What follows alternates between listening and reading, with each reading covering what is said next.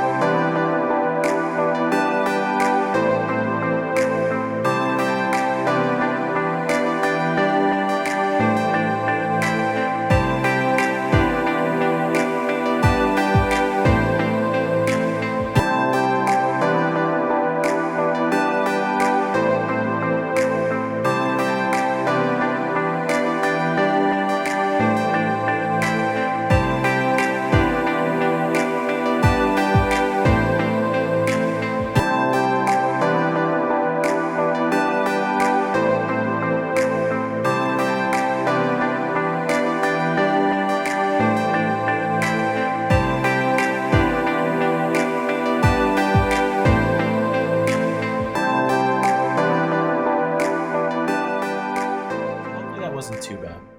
Just a few more things. When you want to practice indirect ophthalmoscopy, tape a very small piece of cardboard to your model eyeball. Now you have a base you can put it on any tabletop or countertop and practice. One thing I really like to do, and you may have seen it in the video, is I paint every quadrant a different color. This allows me to better conceptualize how the lens inverts the image. By that I mean I look at it with and without a lens, and I notice how the positions change. One other thing you can do is add 3D features to it.